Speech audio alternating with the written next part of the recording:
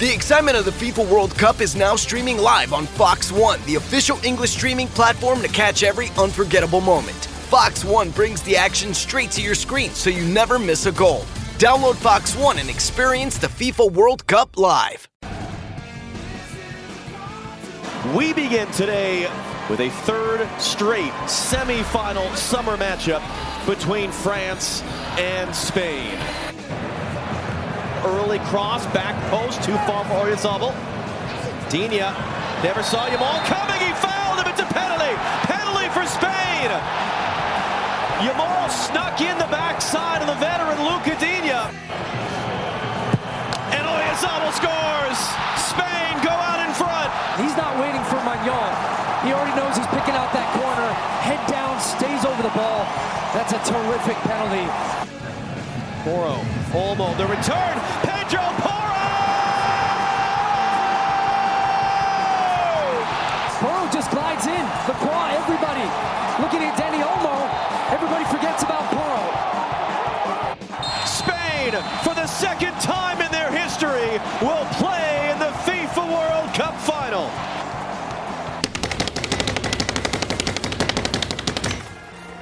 Too much. Bro. Stuff is flying off the desk now. I've got something for you. Oh, gosh. For you and me. I've got something else for KW. Bro, a little French pastry. A little French pastry. There you go, buddy. The French pastry. All right. Well, this You don't get to eat it. Why not? I got something else You know for I you. love French pastries. We can't use it anymore, KW. Tasty. You have to do it. You have to do what I did to Vinny. You have to pull off the little mini Mbappé and drop him to the. He's no longer on the desk. It was a great run for Mbappé. Delicious. These French are pastry this morning. outstanding, Nick. Bro, do you ever dip it in coffee? That's No. one of my favorites. Oh, yeah. What a delight. It's just been a wonderful couple days. Who could have seen this coming, bro? Fantastic. You just before we start the show, No, I know it's a Brew long could have open. seen it coming. You picked France. Barely.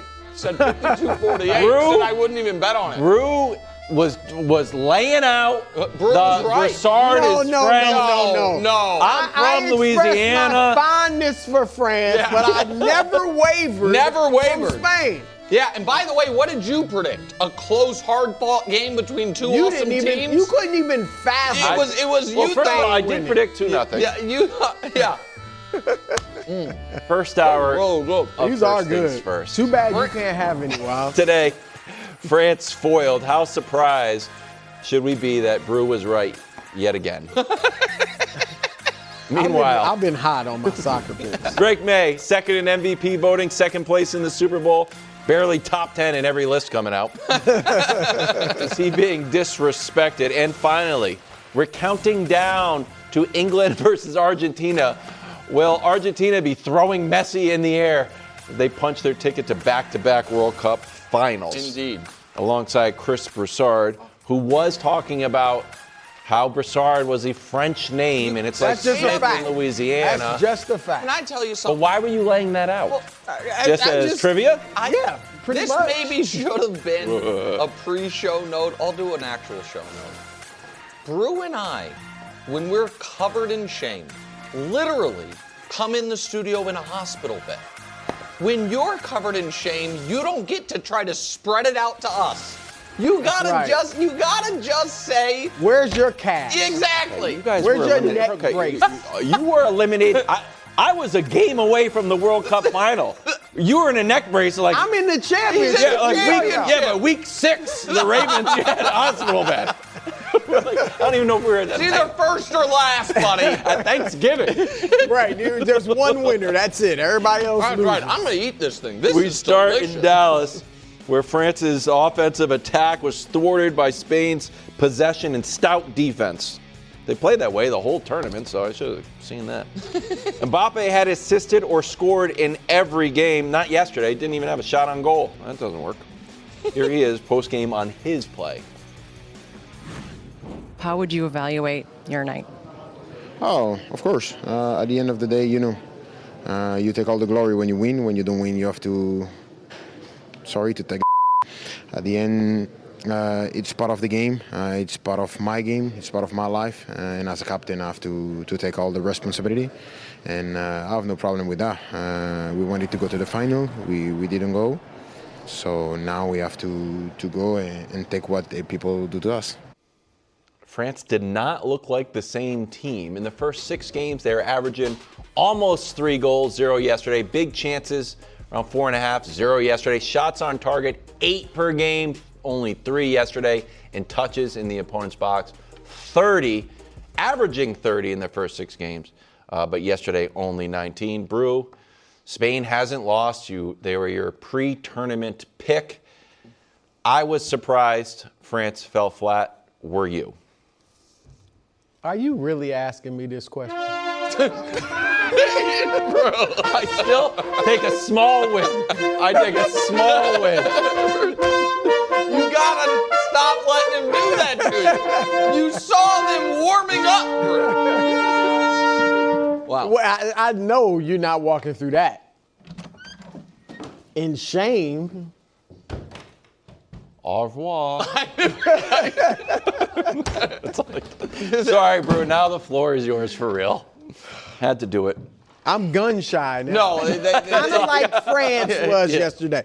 No, I am not surprised at all. And look, I don't claim to be Thierry Henry. All right? you are a little French, though. I definitely got some French in me. But I did say yesterday why strategically, Nick, they clearly have France's number.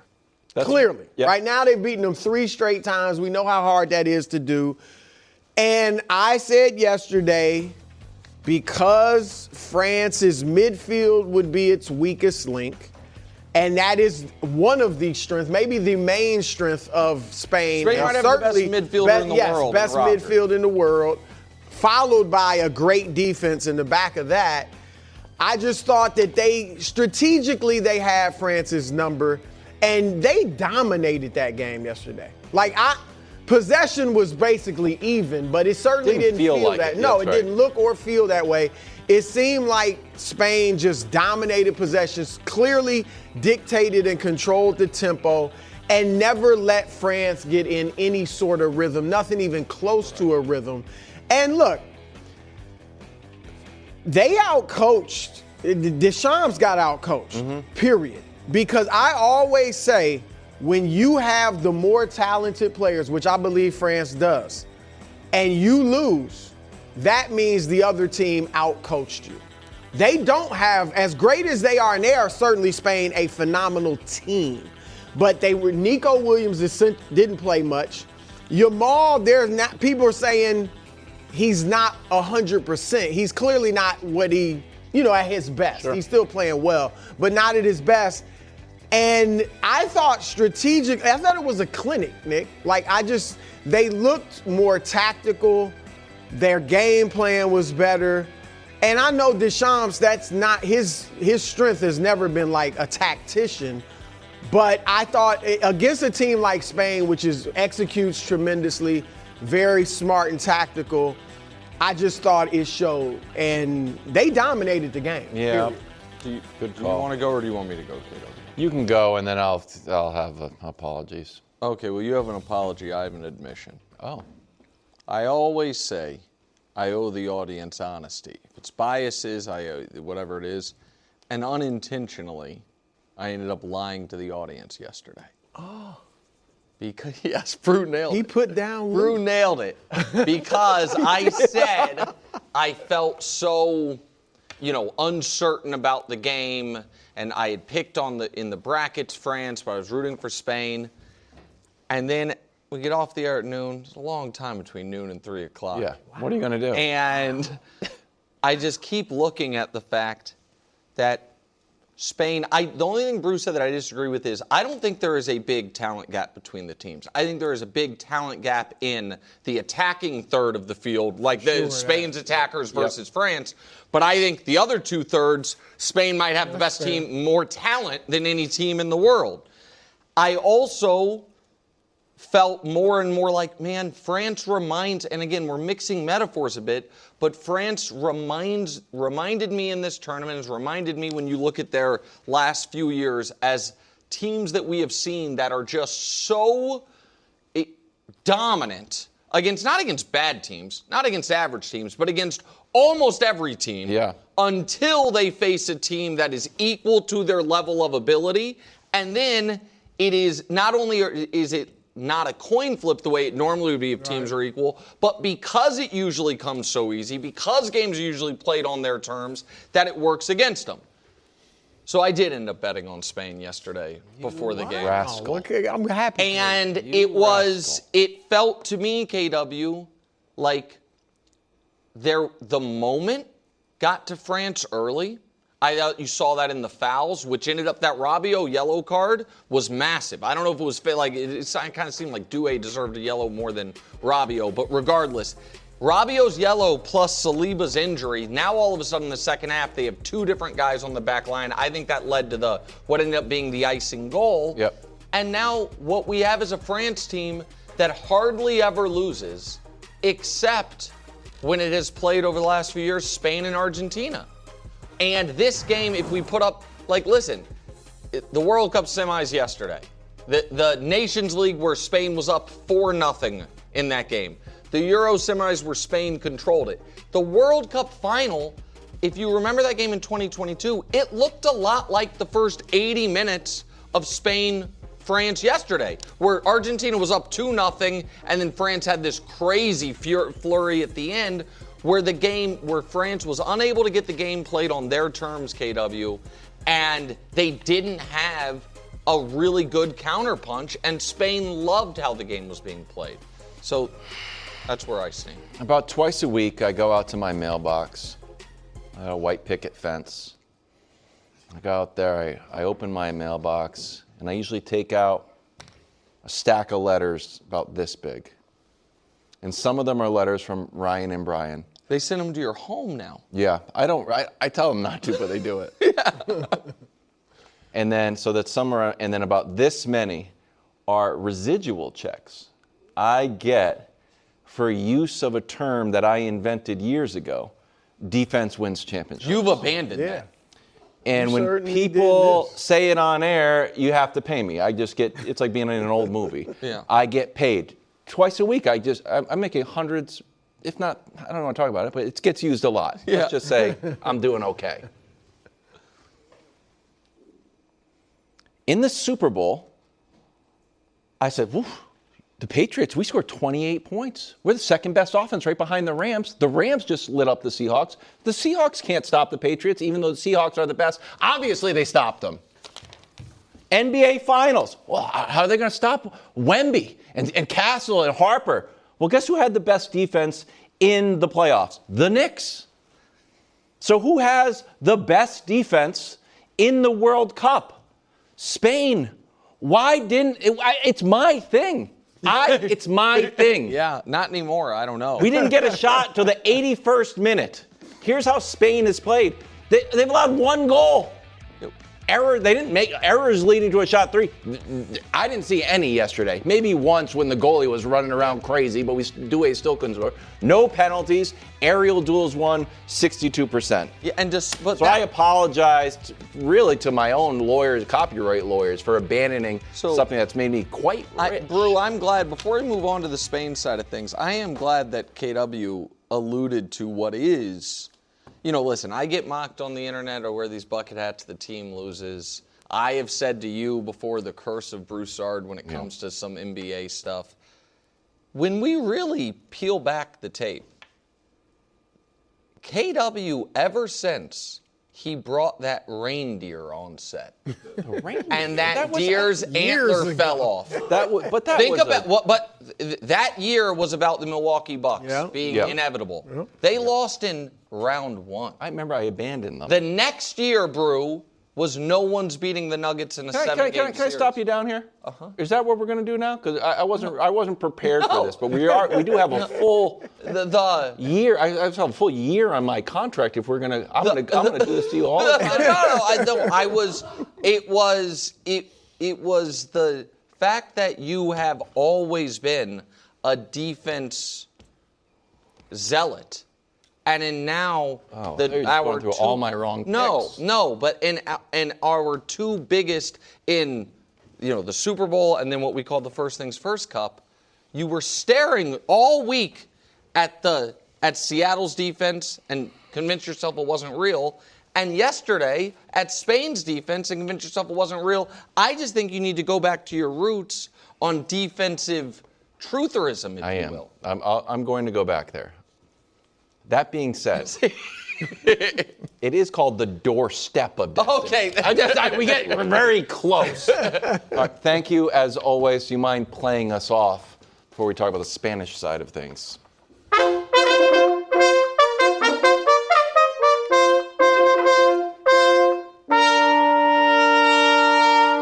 Sadder than I thought, I'll be honest with you. Meanwhile, Spain looked amazing. Shut out France. Oyarzabal scored on a PK set up by Yamal on a play that I didn't love before Poro put the game out of reach, made it 2-0. Here's Henry on Spain. Spain, congratulations. You deserve to go to the final. You are European champion, but I also want to give credit to the whole system and what they put in place, because Spain never used to win like that. And now they win at every level. They still didn't win this one, don't get me wrong, and they're always there and about. So well done, Spain. Sorry for my country, obviously, as you can imagine. That's the team I supported, but you have to give them credit. They were just better. Brew, this game was in Dallas, so we're bringing out a classic segment. Put a grade on Spain's performance. Well, look, it was in Jerry World. I don't give out many A games in Jerry World, historically speaking, unless it's to the opponent. Yeah. Okay? The Cowboys have rarely gotten an A game out of Jerry World. It's usually home of the F game, if I'm not mistaken. That's when the segment really pops. Yeah. But look, Henry kind of referred to the system. Luis de la Fuentes, the coach for Spain, he got to start getting some credit. We've talked about some of these great coaches. I think he did a great job yesterday, was masterful. Yamal, clever and crafty. I thought he was excellent. That's one way to put it. I thought he was great. That clever and crafty. It's about winning the game, all right? He got kicked in the thigh. Yeah, period. Period, the end. Yeah, he drew a foul. I'm shocked thigh. you have an issue with it. I mean, we're going to talk I more didn't about think it it later. was an offensive, a goal-scoring opportunity. But it doesn't have to be. Well, obviously, we but lost. It was jumping backwards into a ball, great running play. into someone's it's drawing foot, pass interference in the end zone, and you get the ball at the 1 yard line. We have it in our sports too. That's right. right. I think it's lame. Yeah. Okay. All right. Yeah. It's not a goal. Like, he's not threatening to score a goal here. Well, you know who should have had the wherewithal for that? He was the avoiding. defender. Yeah, exactly. You got to be aware. You got one of the greatest wingers on there, so you got to be aware. But anyway, the midfield: Rodri, Poro, Cucurella. He was great. Spectacular. All right. Which leads me to my grade. I can't wait to see this. With the magician's flair. Where's the grade? Here we go. Where's the grade? Okay, bro. What'd you do, Wilds? You hiding the grade? No Spain. No Spain. No game. No game. No Spain. No Spain. No game. No game. French destiny. No Spain. No wee. No game. Mbappé. No Spain. Played sloppy. No game. But Bruce team kept it clean. It was a beautiful A game. A game. A game. A game. Hola. Boom boom. Hey game. Shoom doom doom. Hey game. Doo doo. Hey game. Hey game. Hola. Hey game. Excellent as always. Hey, The game. television producer in me respects it. Wow. Excellent. They were great, bro. Great to have the singers back. It as is. well. Man, yeah. they Feels just like Guys are football. gearing they up for capped it football. all Yeah. off. Capped that victory off. No First wee in Jerry World. No baby. wee. And you mentioned Rodri, who, if Spain wins, becomes the 11th player in the history of the sport to have a Champions League, a World Cup, and a Ballon d'Or. For all we've talked about the Ballon Think he d'Or. could get the Golden Ball?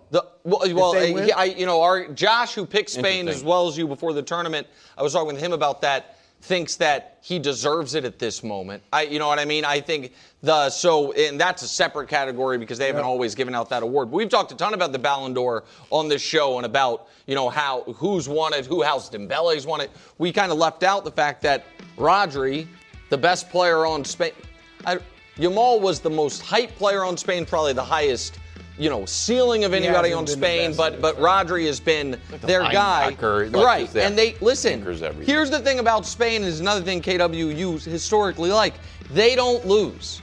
I usually do like that, winning the games. This decade at the Nations League, which is kind of the third biggest tournament a country can have if you play in Europe, they've played in the final all 3 times. They've come second, first, second. They just won the Euros. They're now in a World Cup final. Their only major tournament in the last 5 years, or even somewhat major tournament like Nations League, where they've kind of fallen short, was the last World Cup where they lost in a shootout to Morocco. And Morocco ended up being, probably a better team than people expected. You showed some of this, KW. I have a different but similar version. The defense has just been utterly and thoroughly dominant. And so the possession, went down a bit. That's still great. Their goalie now has more shutouts in a single World Cup than any keeper ever. It's amazing. And every game, they are, if we show the expected goals per game, it's remarkable. If you want Portugal's the only team with more than 0.3 expected goals. Belgium's the only team to score.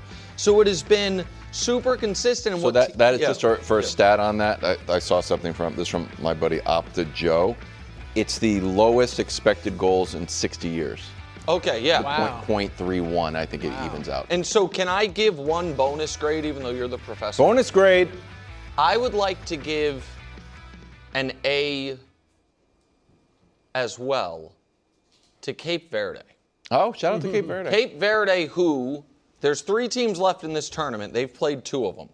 They are the only 2 teams to play Argentina or Spain even through 90 minutes. That's crazy. Argentina and Spain, in this tournament, everyone they've played, they have beaten through 90. Except, did Argentina's last game also go to extras? My apologies. They're certainly the only team to play Spain even through 90, and they're one of 2 teams to play Argentina even through 90. And it's remarkable, what they were able to do, as those might be the 2 finalists, and they have to go up in the ranking. Oh, yeah, absolutely. Spain has played 7 games, combined score 13-1. Coming up today at 3 o'clock, England taking on Messi and Argentina. Who do you have in this one, Nick? Argentina. For a similar reason that I just said we should have seen it coming with Spain. Their offense is Spain's defense, and they also don't lose. So that graphic we just showed you about Spain's defense, we can now show you about Argentina's offense. They're the best. And on top of that, KW, they don't lose knockout round games. Yeah. This decade, they're undefeated. Those draws, they ended up winning all the draws in penalty kicks. And you guys didn't necessarily like this. I like the fact that they know who they're going through. I'm surprised you like this so much, because I feel like you usually like a more balanced team. Not very Mahomesian of you. Not when you have the GOAT. Not when, the fact that Messi leads them in every category is, to me, a bonus for them. It'd be one thing if he led them in every category and they were struggling scoring otherwise. You know what I mean? The fact he's got 8 goals, his other teammates have 9. And here's the last point, Brew, because I know you have England, but you also picked Argentina before the tournament, so you kind of can pick either one, so I'm going to try to convince you on Argentina. Didn't France look a little tight to you? Didn't it feel to you? It felt to me like... Once they went down, certainly. You could feel, to me, the gravity of the game. For Argentina, if there has ever been a team that has played a carefree, World Cup semifinal, it's this Argentina team.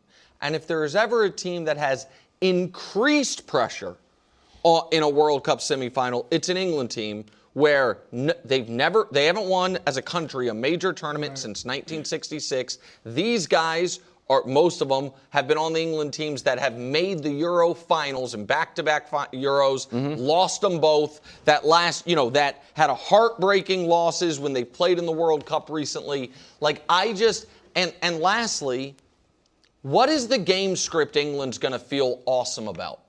They're trailing, that's not good. Tight late, that's not good. And if they're leading late, they still don't feel amazing. That's what Argentina's made its living on the last few games. So I think the wrong team's favored. I think we're getting Spain-Argentina. I agree that Argentina is certainly more comfortable on this stage at this level. But England, and the reason I switched a few weeks ago was when they beat Mexico. Yep. Only World Cup opponent ever to win in Mexico's stadium. And they just showed so much mental toughness then. And now I think with Bellingham picking it up, he's got braces in his last 2 games. I think that makes them that much better. One, because he's playing at such a high level, maybe the best he's ever played. But that also, I think, takes a little focus for the opponent away from Harry Kane and opens things up for him. So, look, I think this is going to be a tough game. I wouldn't be surprised if Argentina wins because, you can never necessarily go against Messi.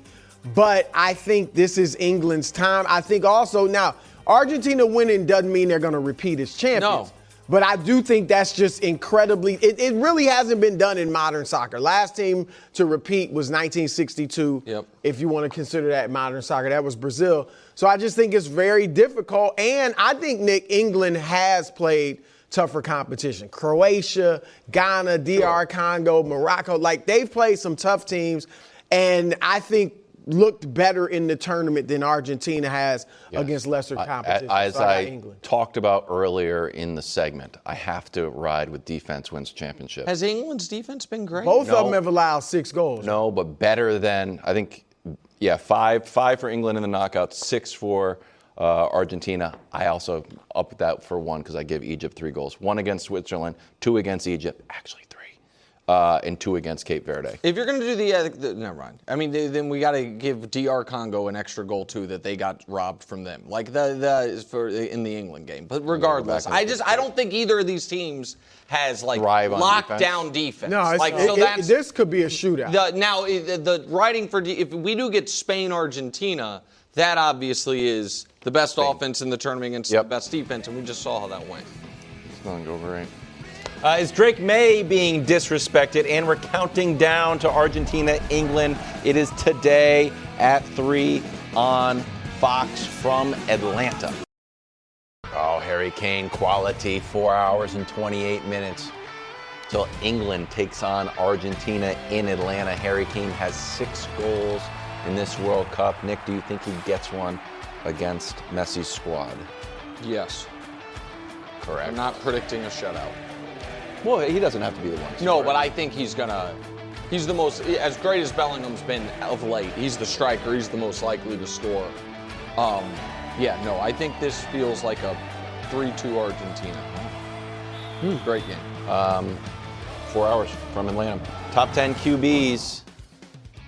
Yesterday we talked to Josh over Patrick Mahomes. Now deeper into the list, Justin Herbert comes in at number 7. Drake Maye comes in at number 8. Now, both ahead of Goff, who you like. I like all these guys. I'm a fan of sport. I don't necessarily think this list is getting love. I think this list is a little bit funky.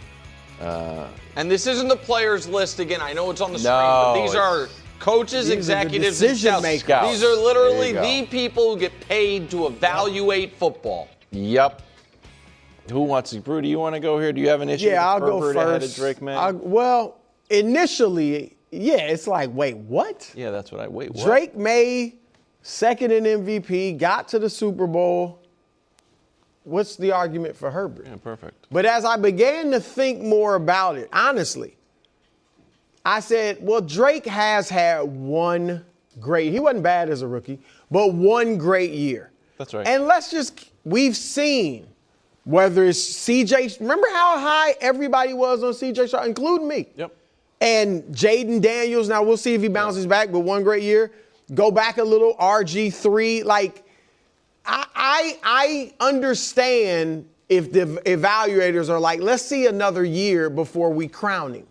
Herbert is immensely talented, and I know the main knock on him is the playoffs.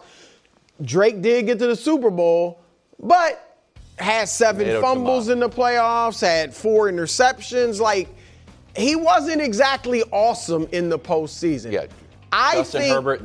No, I mean, it has had one horrible game with the 4 picks, but still, I'm not going to act like he's been good in the playoffs. But his talent is incredible. I feel like this is the year between these two and really Herbert in general. He's got Mike McDaniel as an OC. If he is the same Justin Herbert, fizzles in the playoffs, good, not awesome in the regular season. Although last year, look, offensive line was banged up. My point is this. I think this is the year we'll see which one of these two is better. If Drake is what he did last year, then he's ahead of Justin Herbert, assuming Herbert doesn't play that well. But to me, this is the year, even though Herbert's been around a while. So, no, I don't have a huge issue with it. Do you want to go, KW, or do you? Because I'm going to support you. You're going to support me? Of course. Oh, this is goodness. outrageous. Well, let me just go really quick. That's what I figured. Good. You can put the cherry on. No problem. I got you, buddy. Yeah, you might be. There's no statistical argument. That's a good point. So I don't know. I'm just honestly, not only is he not in for a trap, right? And I'm vulnerable now. I was ready. I had a whole thing built up to support, to do a misdirection that ended in supporting you in the A block. But you got so mad and started talking about the length of time on your contract that I got scared to do it. It just started going. You were like 5 years ago in a regular season game. You picked the Bucs over the Celtics. I was like, all right, let's go. It was going to be a massive misdirection, and then I couldn't do it. At least I remember that Matt Ryan was on the Colts. Go ahead. Okay. There's no statistical argument based on last year that Justin Herbert was better than Drake. Drake was first in almost everything. We actually had to cut this graphic down because he's first in all the advanced analytics as well. He's better in Justin Herbert in completion percentage, passing yards, yards per attempt, passing TDs, and he had fewer interceptions. Herbert did run for more yards. Drake Maye ran for 4 touchdowns. Justin Herbert had 2. The rationale, and this was in the article as well, is like, Drake did it 1 year. Justin Herbert has. But Herbert's never done it. That's what I'm saying. Well, he's had early in his career he had some great statistical, but not in the MVP race, and not in the playoffs. No, there's no question. Drake had a down playoffs when he played.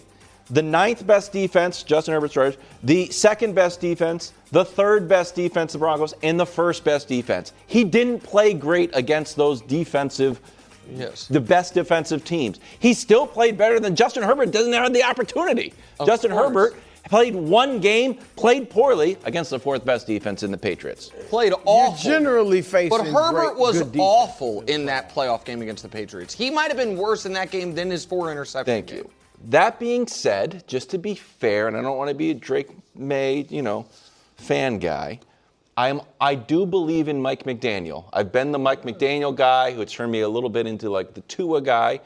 Mike McDaniel's offenses usually do pretty well, and I think that when Tua led the league in yards, and did he lead the league in passer rating, I think? Yards, I don't know about total yards. I think he was led the league in passer rating. But he had a great year, and a lot of that was due to Mike McDaniel in that offense. So I do expect him to spark Justin Herbert a little bit. That being said, I don't know if the addition of Mike McDaniel, who I don't think he's a better OC than Josh McDaniels, in a battle of guys named McDaniel. Probably better, certainly passing game better than Greg Roman. Passing. And if you add A.J. Brown in, if we're projecting, I think Josh McDaniel's 2nd year and A.J. Brown is better than just Mike McDaniel and a healthy offense. But are you kind of with me in that this year, and I know Herbert's been around, he's not like he's going into year 7. But he has everything in place. His offensive line was We a always mess say last that. year. We'll just, if it happens, we'll be like, one more year. So he lost his tight end. He had a lot of great years but early on in his career. Great? He didn't. Statistically, he had,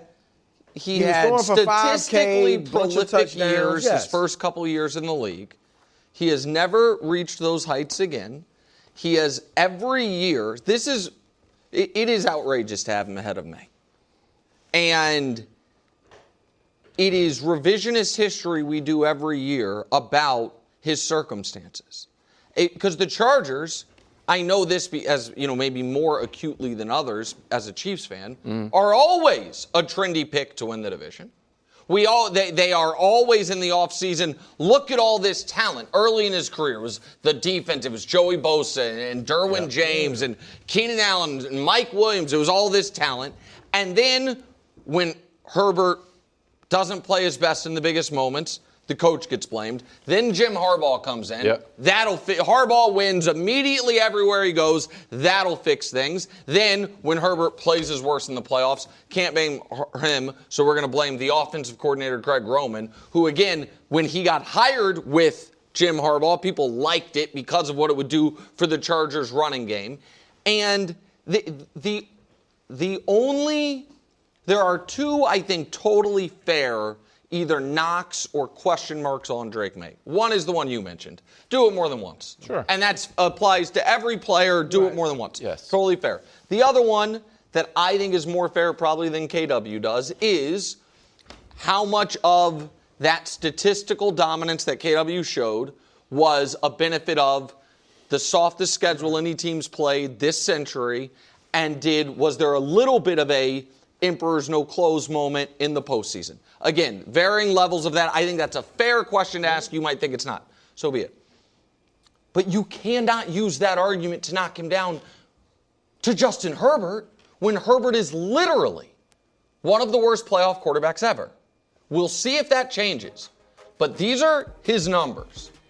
They're 0-3. They score 15 points per game.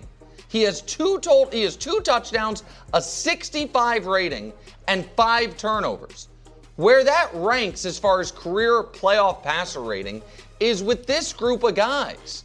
It is Andy Dalton, who was mocked as a guy who could get you to the playoffs and lose, a journeyman in Brad Johnson, Carson Palmer, who was mocked for the same thing, and then had the one awesome regular season year in Arizona when he almost won MVP, but again didn't make the Super Bowl, and Rex Grossman. That's the company he keeps in the postseason. So if the knock on May is played real competition in the postseason and the numbers were bad, that can be used to have Dak ahead of him. That could be used to have different guys. Again, you might not. I think winning the games is a big deal. Yeah, I'm just saying. Those guys on that list have been to the Super Bowl, right? Grossman and Johnson. Yeah, that's on all-time great defenses. Yeah, and so I don't. And Herbert is still discussed as if he is a young, developing player. He is going into year 7. Year 7, like that's. It's a lot of like the best is yet to come. And maybe you don't think you could see a jump from him? Improvement? I expect to see that under I think that I'm not saying that can't happen. I'm saying he has lost the benefit of the doubt, and people are still including him on this list based on that projection. This is sick. This is awesome. Atlanta. 4 hours, It's 17 not Buenos minutes. Aires. Wow. England, Argentina. It doesn't look like Atlanta. It looks like I Buenos think there's Aires. going to be a lot of legacy moments from this World Cup. One of them should be more flags in sporting events. Like I'll just go to Fenway Park. I don't know. The world deals with it just fine. That's awesome. Huge If flags. someone's flag's blocking you, shoot your flare at them. You sure that's Atlanta? That's Atlanta, bro. That is awesome. Yeah, pretty great. Back to Dallas for Spain, France, scoreless until Yamal draws a penalty. When he jumps up, maybe attempts to make a play. Maybe the ball hits his hand, underarm, kind of, bicep, and then is kicked by Digne. Dax, I didn't love this. Yeah, you really didn't like it. I mean, it's What don't you love about it, Wilds? Come on, tell me. Because I feel like the spirit of a PK is that the defense, a defensive foul has robbed you of a goal-scoring opportunity. Yeah, and I don't feel like Yamal was making a play on the ball here. I felt like he was trying to literally draw a foul, going in with his back turned, arm on the ball, because he knew wisely, cleverly, that he was going to be kicked. Yeah, but if you make that same exact play anywhere on the field, it's a foul. So it has to be a foul in the box as well. And when you break it down, it's really poor awareness and poor defending from Luka Digne. And you have to know, when you are playing against one of the best, most dangerous wingers in the world, that he is going to attempt to do anything possible to gain the advantage on you right now. And in this first 20 minutes of this game, there was really not a lot in it. It was really cagey. There weren't a lot of risks being taken. And so for Digne to commit such a silly, I guess you would call it lackadaisical defensive play in that moment, there's absolutely no forgiving it. It's absolutely a penalty, and your point is well taken. I don't love it either, but it's a clear foul, and it's Lamine Yamal being rewarded for, I think, taking the initiative in the final third to try to go and attack the ball, because we can't prove that if he doesn't get kicked, the ball doesn't fall into him in his path going towards goal. And I disagree with you that he wasn't making a play on the ball. He's not making a play towards goal. But he is trying to win. He is trying to win the ball. He's trying to win that ball. Now he's going to probably. He's bracing to get kicked. He's probably going to take the ball and then maybe retreat. I mean, not like I've watched his Yamal's full career, but I think we'd have a pretty short highlight film of him going up for contested balls and hitting them with his biceps. He turns when he's on the run, he's making a play for the ball. He then, I think, sees, I'm not going to get it, and this guy's kicking, so he turns and allows himself to be kicked. What I disagree with you on, and I just think that it's almost a rule definitional thing, the denial of a goal-scoring opportunity is what can get you a red card. That is not even close to the threshold for a penalty. And he didn't get any card for this. Right. Like, it's just a common foul. It's just a regular foul. Like you could. Yeah. It's a regular. It's just. And the reason I used the comp earlier, and I'll use it again, is I've been a little frustrated with some of the American sports fans who are acting as if the sports we watch all the time don't have very similar rules that feel arbitrary. Like how many times we've seen people be like, oh, he's offsides by this much, whining about it, when we see guys in the Isaiah Likely is out of bounds by this much. Right. Offensive lineman is on the line by this much. Moves like there again, it's not apples to apples, but it's similar. And what I would comp penalties in the box to is pass interference in the NFL in the end zone. It can be 3rd and 18 from your 35, and your expected points on that possession are 2.1, and a pass that wasn't going to get caught, the guy panics and tackles the receiver, and now you have 1st and goal from the 1. You are essentially giving them a touchdown. So every sport has a rule that is far more punitive based on where the penalty occurs rather than what the intent of the action is. So I think that's fine. And you didn't hear, I don't remember hearing the commentators really complain. No, I know Deschamps complained afterwards, but at the moment, I didn't see a lot of the players on the fans complaining. Right, they just know he's not even arguing the call. He's frustrated, but again, he knows. I don't know why he's trying to head it. I think that was... It was poor defending, and it was just poor awareness. He thought he had more time to let the ball fall down and clear the ball out. It's just a really assertive play by Lamine Yamal, and rightly called a penalty kick. Deschamps post-game. I don't want this as a translation. I think I saw it on Yahoo. I don't want to come across as a whiner because we lost, but did tonight's referee have the level to officiate a World Cup semifinal? I didn't think the ref was fine. I thought that Rabiot got a yellow that didn't have to be, and then was it Doué? It was Olise. Olise should have gotten yellow. So you maybe flip-flop Olise those. Should have gotten yellow. Olise should have gotten yellow. He didn't get get one. But I don't. This to me feels like sore loser. It is. And we've seen it a lot. We've seen it a lot from teams that have been knocked out. It's just the constant complaining about the referees. And I do think, again, as less than an expert, more than a novice on following and watching soccer, one of the things that I really find interesting about the strategy of the game is you see guys recognize where they are on the field defensively and adjust their defensive style accordingly. You have to. Yeah, as soon as guys are in the box, sometimes you see them defending with their hands behind their back. They are much more delicate in the tackles, all those things. Not because they're worried they're going to get a card, but because just a regular banal foul can end up being almost an assured goal. And last little tiny thing, there was a similar delay, not quite as long, for Oyarzabal as Mbappé had to deal with against Morocco on the missed penalty, where there was delay, and they were talking about this could throw him off, and that guy stepped up and nailed it. Oh, I thought Mbappé was doing it on purpose. Yes, I agree. They were trying to this delay bothered me. Now I'm going to bother you. And Oyarzabal, stepped up and killed it. Sorry, KW. What are we going to do? What went wrong for France? And we're counting down to Jude Bellingham and Harry Kane as they take on Argentina in Atlanta. That's 4 hours and 2 minutes on Fox. Live from New York, a show that almost didn't have their morning croissant. They were so upset. You guys did. I had one. Because we weren't upset. Yeah. Well, I was.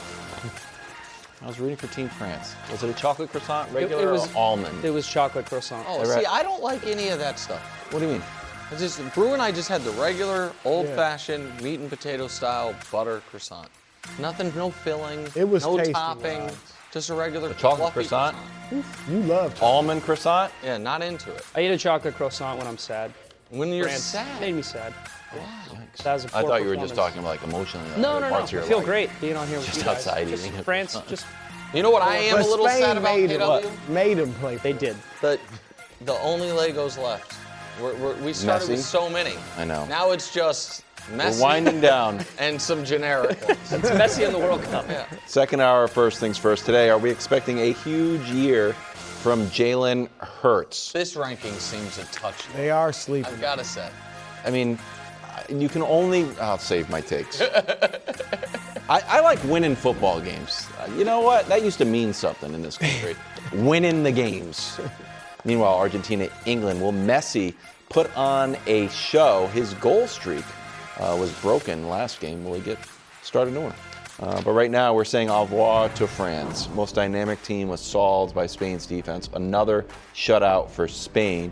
Here's Mbappé on the team.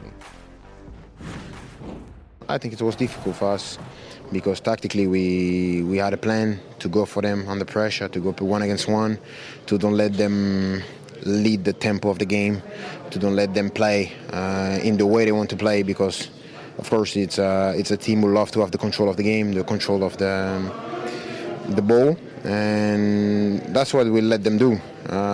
We let the midfield too much time to play, and at the end of the day they have quality to play, so at the end it's difficult when you don't change the plan of Spain. Okay, Dax, were you shocked that France got shut out? I'm a little surprised that they didn't score. But again, when you are playing against a team like Spain, it's more so the fact that the performance was so poor and not necessarily the outcome. And so I think two things can be true. French national team played the worst game that they have played in this tournament in I think a year at least.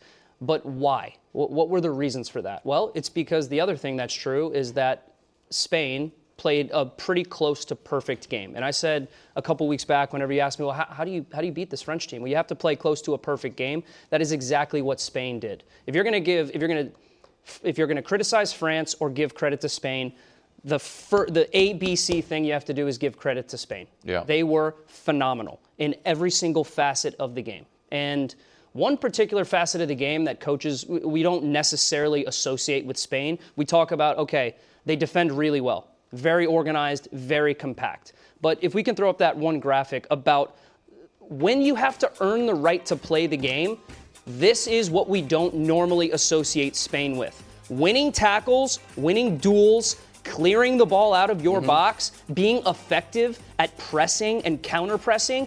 We don't normally talk about that with Spain. They won the World Cup in 2010. They really love to play intricate possession style through midfield. Tiki-taka. They really love to suffocate the life of the game with the ball. This is where big titles are won and lost, right here. And the way that Can you tell the audience what duels is? Because I think everybody knows what tackles and duels are. It's essentially when a ball is free. It's not in possession, and there is some sort of change of possession, or it's like a 50-50 ball. You come out on top of it with the ball. Okay. And Spain was more reactive, They were more proactive.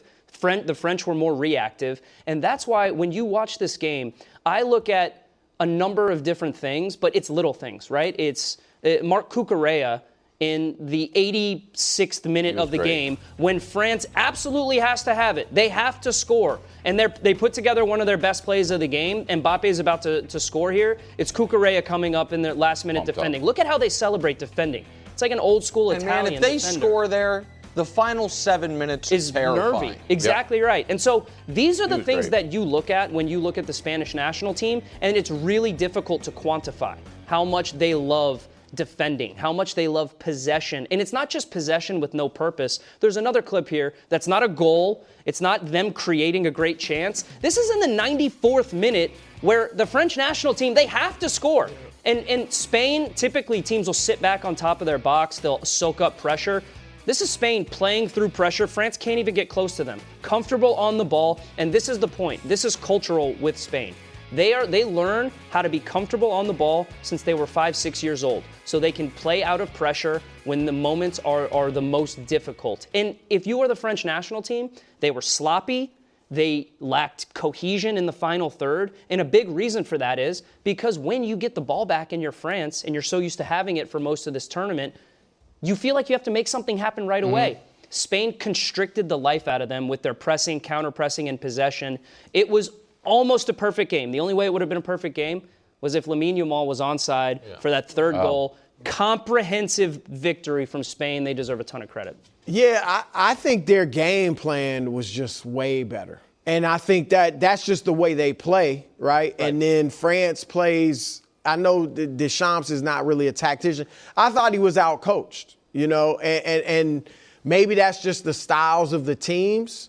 But I think he was relying more on just their great talent. He was. And Spain came with strategy. And I know possession was like almost 50-50. It certainly didn't look or feel that way. Correct. It felt like Spain completely controlled the game. And France just never was able to get in the rhythm. So two things that I think have to be said is that Didier Deschamps, he was a defensive coach for most of his tenure with the French national team. But when you have Mbappé, Dembélé, Elise playing the way that they are playing, I think it stands to reason that it would be reasonable to allow them the freedom to go and attack. He doesn't need to complicate it. I think the two areas he failed specifically are starting Barcola over Doué. I thought Doué should have started the game. I thought he gives you a little bit more two-way presence and a little bit more danger in the attack.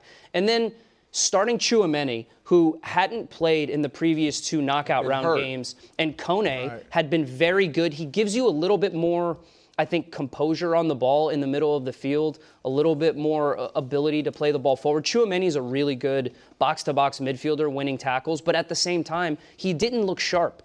The midfield completely dominated for Spain. And I thought the French midfield really lacked any rhythm because when Spain keeps the ball from you, all you want to do when you win the ball, go quick in transition. Well, I agree with you. When you got that front line, you should just attack. But it seems like when they play Spain, which is disciplined, executes from it, like that style, they clearly have France's number. They do. I mean, they've beaten them 3 straight times now.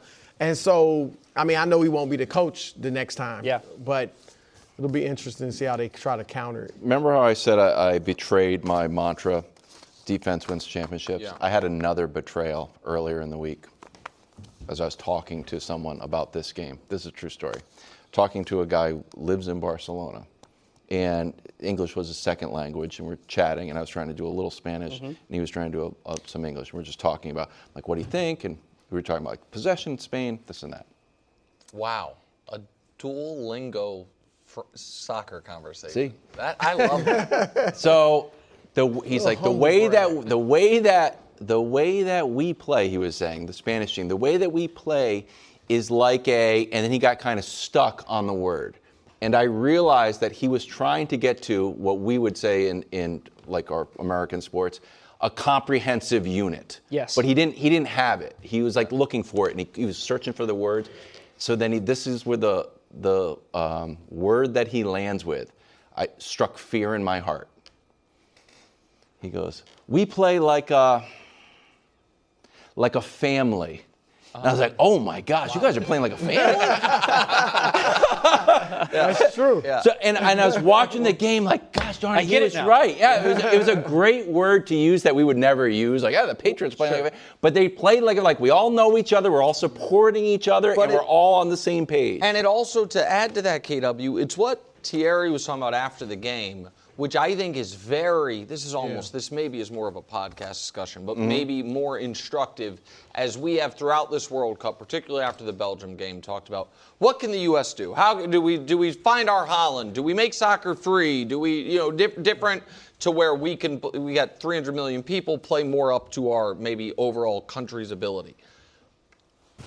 What they've done in Spain, which I do not think is possible culturally in America, which is there is a way Spanish football is played.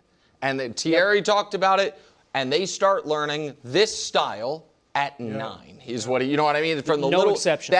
On the women's side as well. The women's side, the men's side, youth to the World Cup teams, we are going to stylistically play the same, which is very, very unique, across sports, across cultures. Like in our sports, people play football differently depending on where you are in the country. You know what I mean? Like we talk about Big Ten football versus SEC football versus Pac-10 football.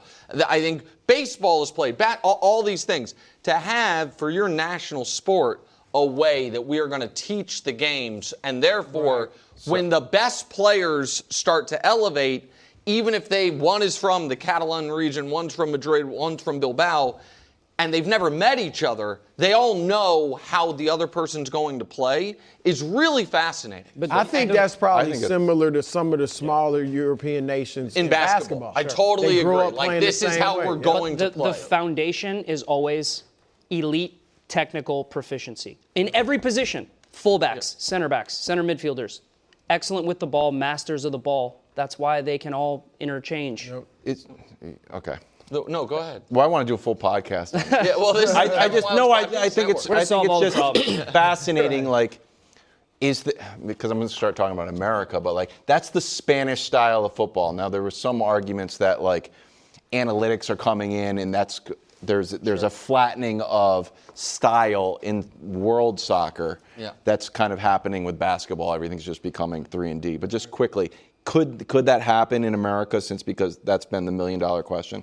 It could happen. I just don't think you're going to get everyone on the same page. It's a really difficult question. Nationally. Right. There's not one person in charge. Like whoever, again, I'm over my skis a bit. And I know no, but that's why I would imagine whomever is, whether it's a figurehead or an actual position, the person in charge of soccer in Spain is like close to, title of like Secretary of State. Like that is an important role that if this person says this is the directive, then the youth coach in wherever is going to be like, we're following that. I don't think we could ever have like the head of U.S. soccer, and then there's a coach in Southern California. He's like, forget him. No. We're going to play. You know what I mean? We would actually have to establish what it is we are elite at. Right. Yeah. And several academies. Kick and run. You could get that. That's the international diss of America. You know what it is? It's kick and run. I'm like, oh, shoot. All right, Mbappé had some chances, missed a free kick, bumped into a goalie, didn't have a shot on goal. He had previously scored or assisted in every game of the World Cup. Not yesterday. Here he was after the game on his play. How would you evaluate your night? Oh, of course. At the end of the day, you take all the glory when you win. When you don't win, you have to. Sorry to take. At the end, it's part of the game. It's part of my game. It's part of my life. And as a captain, I have to take all the responsibility. And I have no problem with that. We wanted to go to the final. We didn't go. So now we have to go and take what the people do to us. Yesterday, we were like, this guy's the GOAT. Today, he's eliminated. What's your take on Mbappe's World Cup run? thought Mbappé had another fantastic World Cup. Unfortunately for him, what he said in that interview is exactly what I said about Cristiano Ronaldo. When you are the face of a team, when you are one of the greatest players of all time, which Mbappé already is, when you play well, you're going to get praised. And he has been praised to the high heavens all tournament, and rightfully so, because he's been excellent. But when you play poorly and you are made to look average, pedestrian in a World Cup semifinal against the team who's beaten you in back-to-back semifinals already, you're going to have to take some criticism. And against a guy in Yamal whose club team keeps beating yours. Correct. He's lost like 8 of 10 to Yamal now. Absolutely. I mean, there's a lot of layers there, but I think Mbappé is spot on. You have to take the criticism because he wasn't good enough. Neither was Dembele or Olise. Olise had a really poor game. And so I think Mbappé has really matured, I think, as a captain and a leader, and he's saying all the right things. But again, he was frustrated, and you could see his frustration start to come to the forefront with a little bit of petulance, a little bit towards the end of the game. Yeah. That's not really like, there's a difference between being petulant and like a petulant foul on the goalkeeper, like he got a yellow card for, and showing fight and desire and hunger and willingness to run around the field and try to win the ball back and will your team to victory. The biggest compliment I can give Spain is that when they don't look great or when things go poorly for them, they revert back to the collective. How can we collectively get back on track and try to win this game, whatever game it may be, as a group, as a team? Because we know what our ethos is. When things don't go well for France, they revert back to the individual. Right. How can I win this game on my own? It was very isolated from Mbappe. There was very little interchange from the attacking players. They got outplayed. They got outcoached. And ultimately, their World Cup ends very, very early for them. And I think that's what ultimately right now in the aftermath, Mbappe's World Cup is going to be remembered for, a disappointing performance. And it's also, it is right now a career that there isn't even a cross-sport comp for it in this regard. So he very well could leave this World Cup with his second Golden Boot and as the all-time goals leader. That could happen because the third place game counts for all of it. Right? You know what I mean? Right. If the tournament stops, if Messi doesn't score again, and he wins the Golden Boot, and even if Messi does score, there's a chance that third place game, historically, sometimes they're crazy high scoring. Like guys are like, we might as well. Yeah. And so... Oh, that's kind of weird. It's a very weird... Tactics-free game right there. So he also might not play in it, but historically, guys have won the Golden Boot a couple times with goals in the third place game. So he's going to leave this World Cup either first or second in all-time goals. He's going to leave this World Cup with either the most or the second most goals in this year's World Cup and either 1 or 2 Golden Boots. And he's gotten a first, a second, and now either a third or a fourth in this tournament. And he's unquestionably an all-time great. With that said, he oddly hasn't won any of the major individual or team trophies since he's been the best player. So he won a World Cup with France and was very good, but was not their best guy. Yep. Then he goes to PSG, widely considered, if not the best team in the world, always one of the best. He's there for 7 years. They never win Champions League. He's been gone 2 years. They've won it both times. He joins Real, where they are fresh off winning La Liga and Champions League. He's been there 2 years. They have not won La Liga Haven't yet. won either.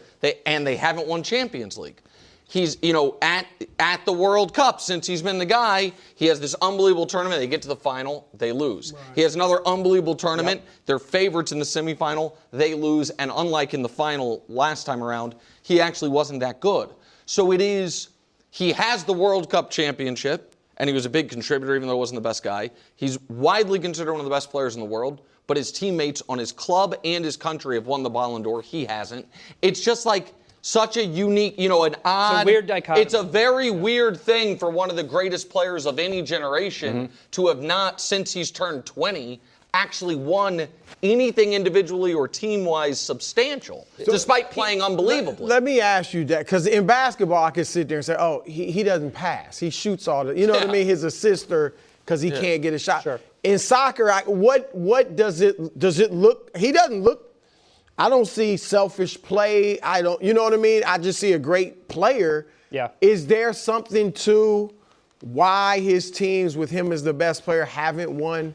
To Nick's point, do you see a I don't really see like a ton of correlation there, to be completely honest. But it might just be bad luck. It might just be bad luck, but especially like with Real Madrid, there's been a level of dysfunction in Madrid since he has been there for 2 years that is quite clearly very difficult to overcome for them. With PSG, it was always a lot of talent, made it really far in the Champions League, but guess who they would lose to? Real Madrid. Real Madrid, that's the thing. So, and then he joined. there could be something to it. I do believe he ends up winning the Champions League at some point with Real Madrid, but I don't know. It would be stunning if he does. It's a little bit of a another weird World phenomenon Cup with at Mbappe some point, specifically. too. Yeah. Because you can't say he doesn't show up and perform. No, because that's the thing is his numbers, for his club team in his career, he is astronomical. No, it's 0.95 goals a game. Like he is, and they. Fantastic. But it's, And even here, obviously, the World Cup. We are counting down to Messi in Argentina taking on England. The scenes from Atlanta. Holy cow. Look like Buenos Aires. This game is going to be in 3 hours and 38 minutes. But first, here's James Corden talking to Thomas Tuchel. England's German head coach has become something of a heartthrob for English women, and you have to admit, he is a vibe.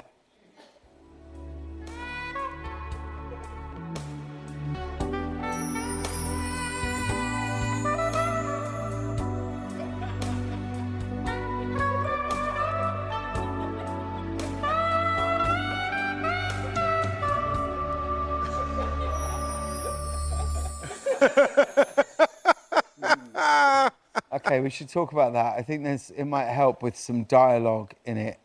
And I don't think we want the shots of him looking nuts on the touchline. I think it should all be sexy. Yeah. I get it. I get it with Tush. I do. Welcome back to First Things First, 3 hours and 33 minutes. Messi's goal-scoring streak stopped in their last game against Switzerland. Can he pick it back up against England? This is not necessarily a defensive battle. This one both could be a teams, shootout. both teams have allowed a few goals. That's in 3 hours and 33 minutes from ATL. Right now, England favored over the defending World Cup champs. England's manager, Thomas Tuchel, respects Messi. Well, let's not go too far. Take a listen. He's showing it on highest level. And we have to find a way to stop it and to overcome it. We are not here to congratulate him. We're not here to build him a throne. We're here to take the game away from him.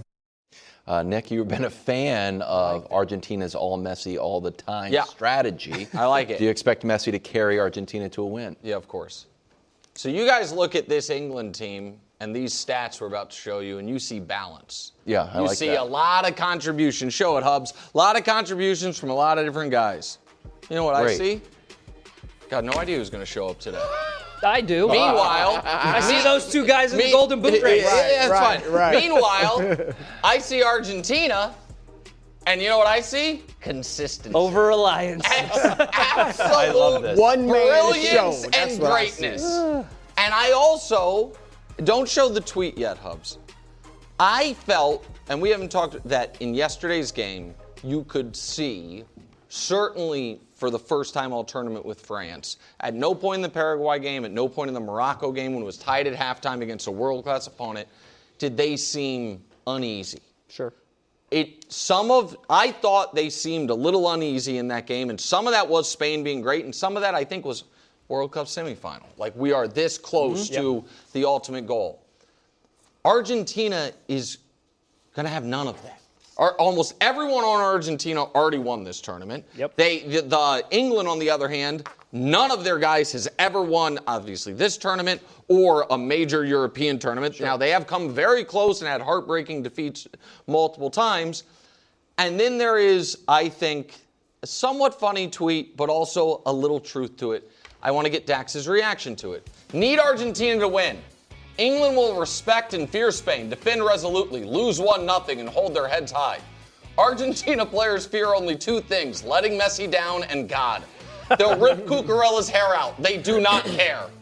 I love it. I think it's a little true that these guys, and you are seeing it in these comebacks at the end, like this, I think these guys not only love Messi and revere Messi, but are able to get, and again, this is going to sound silly, a little bit of the, maybe it's apocryphal, but like mom lifting the car off the kid type of thing of, it's not ending.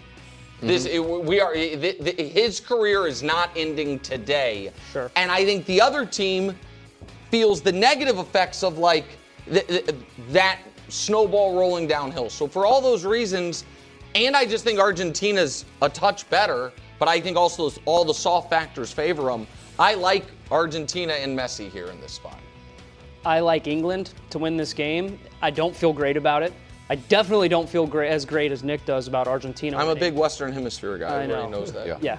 But there are just things that you see from Argentina where you just get the feeling that they cannot keep up this magic that they keep conjuring up towards the end of games. A lot like France and Spain, this is going to be the toughest opposition and the toughest opponent that Argentina will have faced in not just this World Cup, but in a number of months. And the same goes for England. They're going to be very difficult opposition to play against. And I think both teams, specifically Argentina, scores goals in bunches. Even if Lionel Messi isn't contributing on the goal scoring sheet, he's creating chances. He is absolutely going to be involved in this game. I think he's absolutely going to have a big influence on this game.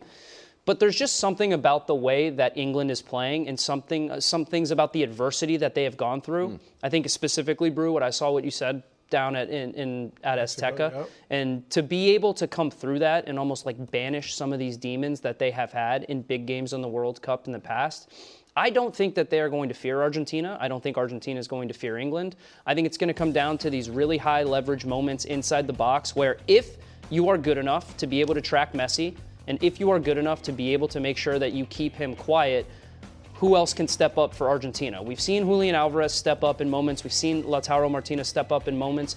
But I just don't think that Argentina's midfield is going to provide them with enough moments of inspiration, if it's not Messi, to create enough chances. That's just, call it a hunch. But again, England have been good enough in those moments to be able to defend with Declan Rice and with Elliot Anderson. Now, Declan Rice, his fitness level is a little bit of a question mark, and so that concerns me a little bit. But I just think these English defenders are going to take a lot of pride in trying to be the first team to, I think Argentina scored 3 goals in like 4 consecutive games. They know the threat that Argentina possess. And I think they absolutely have enough quality and enough organization to stop them. Where I think the difference is for England is out wide. I think their wingers have stepped up in the knockout stages. They've been dangerous. They've helped take some of the creative burden off of Harry Kane and off of Jude Bellingham so they can focus on doing one thing, scoring goals. You have 2 players who have scored 6 goals each in this tournament, big game players. While Messi is the greatest player of all time, he will be the best player on the field. I still revert back to England having 2 difference makers in the attack, and I don't trust Argentina's backline as much as I trust the English. Okay. Yeah, I'm with Dax, and I think one of the things that's helped Argentina in the adrenaline rush you were talking about, lifting the car up or whatever, is that the opponent was Cape Verde, Egypt, and Switzerland. Exactly. You know, like I do think England's faced far better competition. I mean, Morocco and Norway was great this year. So Mexico in the Azteca. Yeah. So I just think that, and I think having Bellingham and Kane, they're both obviously playing at a high level, but I think Bellingham's surge will take some of the attention off of Kane and open things up for him. So I'm kind of like Dax in that, like a couple days ago, I felt much stronger about England than I do now because Argentina has had some magic.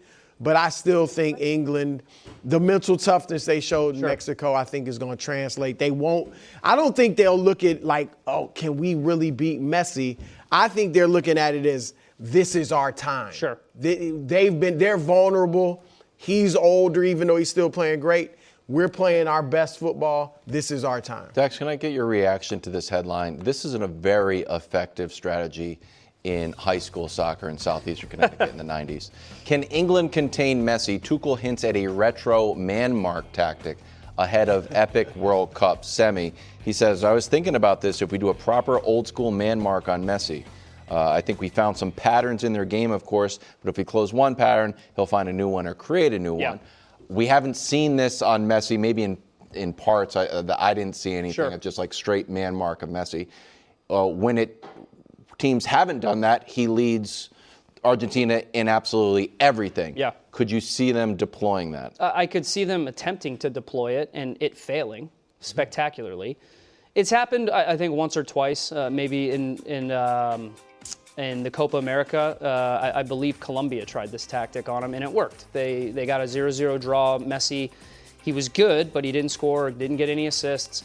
I don't think it's a tactic that works now, because I think Lionel Messi does not rely on his individual 1v1 ability to dribble by players anymore. I think he uses his soccer IQ, which I've told you guys is the highest of any player that's ever lived. So if you want to man mark him, good luck. He will be able to find moments in the game to make a big difference. The hardest part about playing against Lionel Messi is when he receives the ball, he doesn't necessarily have to beat you off the dribble to be able to beat you.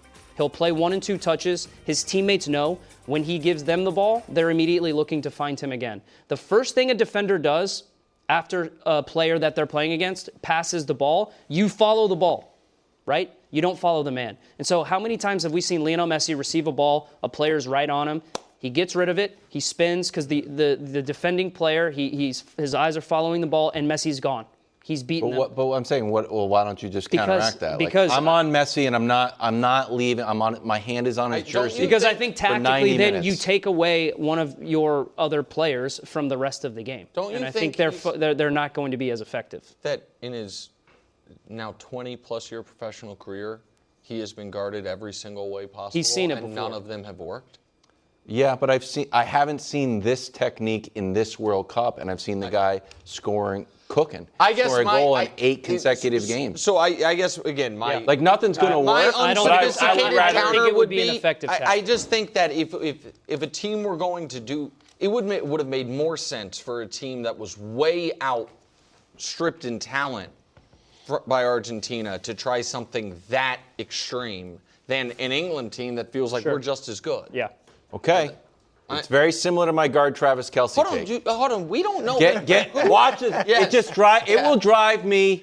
I will abandon England. Okay. Who are you picking? That's what I'm picking England, but I'm upset already. Yeah. Because Messi is going to be open. You know who's got Messi? He's the best player of all time. It's a collection. And he'll be open. And I don't want a collection. It's a collection. Collection doesn't work. Rather than man mark him, why don't you double him? On the board. I get your logic. Man mark would seem let like someone else beat us. Why wouldn't that work? It seems like it. Because he will outthink you, he will outsmart you, he will figure out He's a pretty good passer too, guys. Yeah. I'm challenging everything. I'm on your jersey. I swear to God, if he's open and scores a goal. I don't hate it. That's why you should pick Argentina, bro. He's going to score. I'm nervous for England. Man mark. It worked. It worked against Stonington. We used it in 1995. We actually lost that game, but still. Golden boot race still on. Messi and Mbappé tied at the top with 8, but Bellingham and Kane in action today. Yeah. And they've got 6 apiece. Haaland is already in Norway with his taxidermy. He's got 7, so he's done. Any chance Kane or Bellingham can steal the Golden Boot? I think their only chance of stealing the Golden Boot is losing. This third place thing is weird, man. Yeah. And the way, so here is, can we give the more expanded Golden Boot standings? Because the first tiebreaker is assist. The second tiebreaker is fewest minutes played. Okay? So Mbappe still has a really good chance to win this thing if he plays in the third place game. Mbappe could, in the third place game, he could finish this tournament with 11 goals. It's on the, it's on the board. I don't know how and so I think it is highly unlikely that Bellingham or Kane score the requisite number of goals in a World Cup final to overtake this. But if Kane gets, if Argentina wins 2-1 today, and Kane or Bellingham, either one of them get the 1, and they're sitting at 7, right? And Messi, they do your man mark strategy, and Messi has 2 assists but doesn't score. Mm-hmm. Certainly it's on the board that Bellingham or Kane can score 3 goals between today and a loss and the third place game, which counts, to steal it. I think it's highly unlikely. I think I would put it at like 10% that one of them gets it, but I don't think it's out of the realm of possibility. Yeah, I agree with Nick. I don't think either of them win it because it's kind of hard to predict which one is going to have a big game at any given time. They tend to score goals in bunches, but Harry Kane saved them against DR Congo, and now it's Jude Bellingham's turn. And I tend to think that the Golden Boot winner will come from that third place game. Those games are often casual, often All-Star-esque, tactics-free. Often you get guys that maybe in a semifinal or a final who are going to sprint back and help their defenders out defensively. But kind of similar to an All-Star game, honestly, because you have guys that know they have to play in the game. It's a third-place game. It's always been played in the World Cup. But quite honestly, they're all upset. They all just want to go home. If they score a goal, fair enough. I don't see any way that you can make up with 2 games left unless one of them goes crazy and explodes. But again, if they make it to the final, they're playing against the best defense we've ever seen in World Cup history. I think so. I just don't think I don't think it comes from the final. I think the Golden Boot comes from the third place. Yeah, it's hard to see one of them scoring 2 goals against Spain or something like that. I mean, Spain's given up 1 the whole time. So I think Messi's going to win it either way. Because I think if they win today, Messi's going to score. And if they lose today, they're going to make the third place game Messi's kind of swan World song Cup send off. Off, and it's the only thing he hasn't won. And they'll do what they and guess what? They'll just do what they've done this whole tournament. They're just going to look for him to score anyway. And so I think Messi's the smart money bet. Guard Messi. Triple team. I don't hate it. Who's got Messi? Just pick Argentina. The old boxing one. It works. KW, just pick. I'm riding with England. Look at the dry race board. 3 hours, 18 minutes. England, Argentina from Atlanta. Look at the Trianda. What are your thoughts on the Trianda this year? What's your favorite World Cup ball backs? I'm a big fan of the Questra. Jabulani. Fox has got you covered for the World Cup, Argentina, England. Check out Chef Nick. Chef Nick, I haven't been doing him enough. He's a big star. Monstrous star. I watched a clip yesterday that he was making stuff in Louvre to prepare for this game. By the way, Chef, in regard to Chef Nick, France-Spain, very close food matchup. You can have pros for either thing. Argentina-England, huge mismatch. That's true. Argentina dominates the food matchup with England. Except that it's a I'm rout. not a huge mate guy. I'm not a huge, any English metal spoon, metal straw guy. Beans and toast. Give me a break. Bangers and mash, not interested. 3 hours, 14 minutes. England taking on Argentina. South American. English goalie Jordan Pickford's the only player to play in every minute of the World Cup so far. Isn't that interesting? Yeah. I thought that was fascinating. He's going to try to stop Messi, who will hopefully be man-marked. That's my idea. This is Jeremy Fowler's QB rankings list. Another controversy. He's got Super Bowl MVP. Guy won the Super Bowl MVP. Came in second in the regular season MVP once. Jalen Hurts, 17th. 17th. He's behind Trevor Lawrence, Baker, Purdy, Jordan Love, Jaden McDaniels, amongst others. He is, however, ahead of Bo Nix, Daniel Jones, and C.J. Stroud, who I'm rocking with this year. Is it disrespectful to have Hurts this low? Yes, it is. And here's the thing about that list.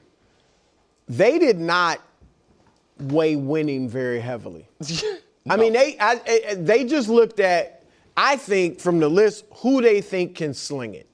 That's really, I mean, really. Yes. They've got Justin Herbert, as we talked about earlier, ahead of Drake Maye.